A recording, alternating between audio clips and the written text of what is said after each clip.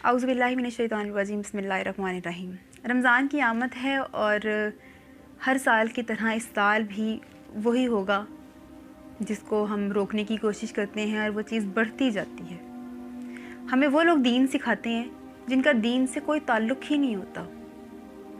एक आलिम को बनने के लिए 8 साल दरकार होते हैं, दरस निज़ामी का कोर्स होता है, उसकी 8 साला मेहनत होती है और फिर 12 साल, एक कोर्स 12 साल का भी है। उसके बाद जाकर कहीं वो आलिम बनते हैं कि वो फिर इस चीज़ से मावरा हो जाते हैं कि उनको कोई शरीयत का सवाल हो तो उनको बुक्स खोल कर नहीं देखना पड़ता, उनको यूट्यूब की वीडियोस नहीं देखनी पड़ती, वो खुद से जवाब दे सकते हैं। यानी अपनी समझ नहीं, अपनी आधी ज़िंदगी तो उन्होंने तालीम में गुजार दी, फिर जाकर वो इस काबिल होते हैं कि वो हमें दीन बता सकें, मुसलमानों को दीन समझा सकें।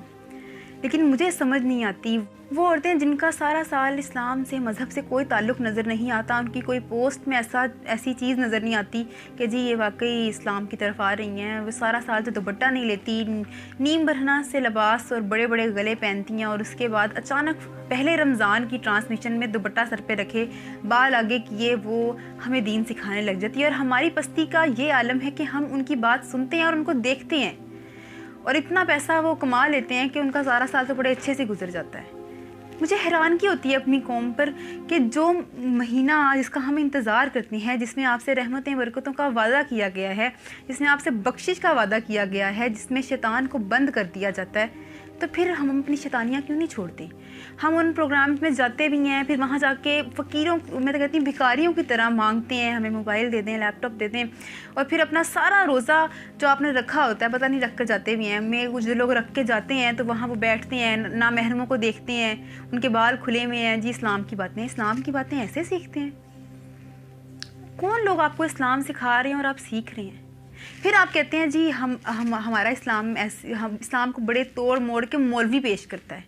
तोड़ मोड़ के मौलवी आलिम पेश नहीं करता, तोड़ मोड़ कर वो लोग पेश करते हैं जिनकी ट्रांसमिशन में आप जाते हैं, जिनसे आप भिखारियों की तरह चीज़ें मांगते हैं। रोज़ा रखकर घर में भी तो आप बैठ सकते हैं।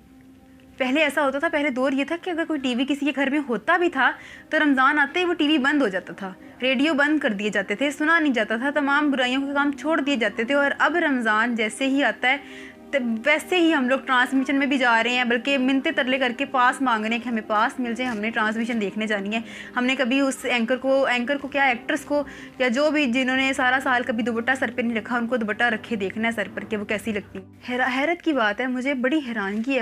अपनी ज़हनी पस्ती हमारी ऐसी हो गई है कि रमज़ान ट्रांसमिशन हमने देखनी है, हमने तरावियाँ छोड़ देनी है, हमने तिलावत छोड़ देनी है, हमने नमाज़ छोड़ देनी है, लेकिन हमने ट्रांसमिशन में जाना है। हमने वो देखनी है कि उसमें बड़ी इल्म की बातें हैं। इल्म की बातें ऐसे सीखी जाती हैं, नमाज छोड़कर, तिलावत छोड़कर इल्म की बातें सीखते हैं आप लोग। खुदारा होश कर लें, ये चीज़ें वो तो शोहरत की बुलंदियों में पहुंच जाती हैं, उनको इससे कोई ताल्लुक़ नहीं है, उनका इस्लाम से दूर दूर तक ताल्लुक़ नज़र ही नहीं आता। चाहे दिल में वो अल्लाह उनका मामला है, मुझे नहीं इस बारे में पता, लेकिन बज़ाहिर जो नज़र आता है वो यही है कि उन्होंने सिर्फ पैसे की खातिर ये ट्रांसमिशन करनी होती है। खुदारा इन ट्रांसमिशन के पीछे अपनी नमाज तिलावत को ना छोड़ें। ये मौका आपके पास बख्शिश का मौका होता है, इसको आप सिर्फ ट्रांसमिशन के चक्कर में ना ज़ाया करें। ये शायद आपको फिर बाद में एहसास हो कि आपने बड़ी गलती कर ली है। वो तो शोहरत की बुलंदियों पर पहुंचकर पैसे कमा कर घर चले जाते हैं अपने, लेकिन आपके अमाल ज़ाया हो जाते हैं। मेरी आप लोगों से गुजारिश है कि खुदारा अपने अमालों को दुरुस्त कर लें, ये ट्रांसमिशन के पीछे ना भागें। अपनी ट्रांसमिशन की खातिर अपने रोज़े और नमाज और ज़कात को ना छोड़ें। अपनी तिलावत तो, जो तिलावत हम पहले होता था कि रमज़ान जैसे ही आता था, हमारी दादियाँ नानियाँ ऐसे करती थी जी, दो कुरान पाक माशाल्लाह मुकम्मल हो जाते थे। और आज हमारा एक मुकम्मल नहीं होता रमज़ान में। क्यों? क्योंकि हमने फ़हद मुस्तफ़ा का शो देखना है। क्यों? क्योंकि हमने निदा यासिर का शो देखना है, क्योंकि हम उसके बगैर तो रह नहीं ना सकते। उसके अलावा तो अगर हम वो नहीं देखेंगे तो हमें सवाब पूरा मिलेगा नहीं। तो प्लीज़ इस तरह की हरकतें करना छोड़ दें। फिर ये इल्ज़ाम ना दिया करें कि मौलवियों आलमों ने इस्लाम को तोड़ मोड़ के पेश किया है, क्योंकि हम खुद ऐसे हैं, हमें फिर ऐसे लोग ही मिलते हैं। जैसे हम हैं, हमें वैसे ही लोग आगे मिल जाते हैं और फिर हमें वो वैसा ही इस्लाम सिखाते हैं जैसा हम सीखना चाहते हैं। फिर हम उन्हीं की बातें सुनते हैं और सुनकर हम नेक नहीं हो सकते। सुनकर सवाब नहीं मिलता, अमल करके सवाब मिलता है। आज का दौर वो है कि जिसके हर आम शख्स के पास इल्म ज़्यादा हो गया, लेकिन अमल नहीं रहा। पहले इल्म कम था, अमल ज़्यादा था, और अब अमल तो है ही नहीं, लेकिन इल्म बहुत ज़्यादा है। हम अपनी महफिल में बहुत बड़े आलिम हैं, सियासतदान हमसे बड़ा कोई नहीं होता, हमसे बेहतर कोई किसी का नॉलेज नहीं है। ये चीज़ें छोड़ दें, अपने आप पे तवज्जो दें, अपनी फैमिली पे तवज्जो दें। इस रमज़ान को अब हर साल की तरह ख़राब ना करें। खुदा रहा इन ट्रांसमिशन का इनकी जान छोड़ दें। जब इनकी रेटिंग नहीं आएगी तो ऑब्वियसली ये ऐसी औरतें नहीं आकर हमें दीन सिखाएंगी।